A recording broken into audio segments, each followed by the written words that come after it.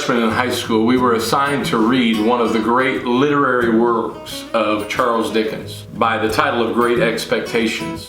While I can't recall all the details of the book, nor is it really relevant to our discussion today, the title of the book impacted me even as a young teenager.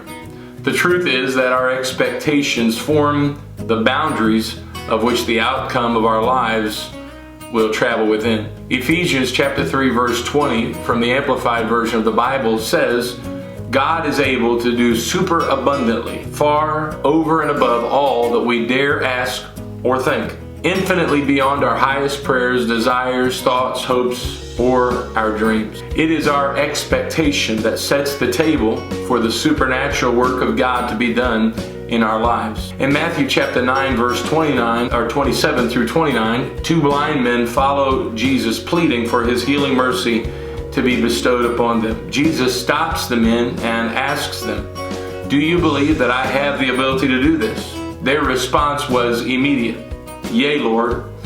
With his healing hands, Jesus touched them and said, "According unto your faith, so be it unto you." What they received was according to their expectation. We have two choices in life.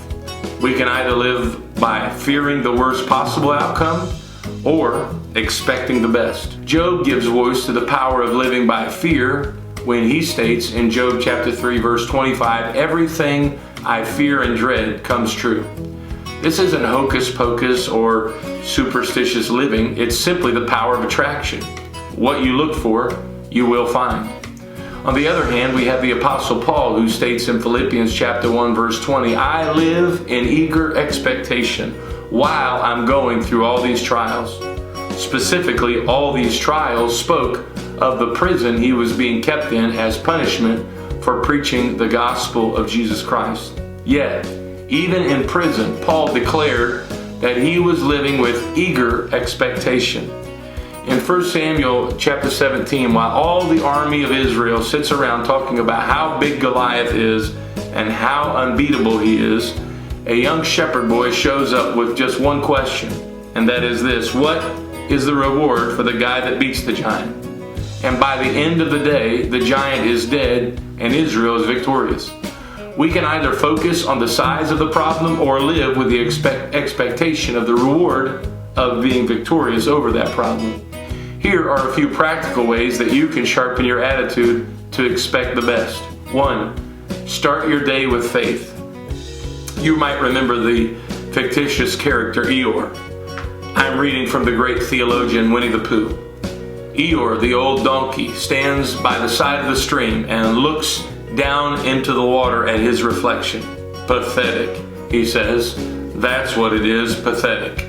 He turns around, walks down the stream about 20 yards, splashes across, walks slowly back to the other side, and he looks at himself in the water again and says, "As I thought, no better from this side."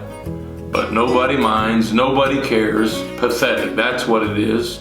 Then behind him, Winnie the Pooh comes in. "Good morning, Eeyore," says Winnie the Pooh. "Good morning, Pooh Bear," says Eeyore gloomily. If it is good morning, which I doubt.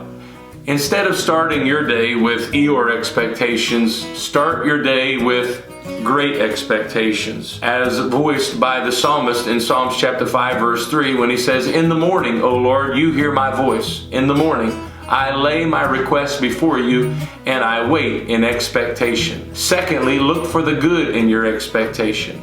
When Thomas Edison was 67 years old, a great fire burned down his famous laboratories in New Jersey.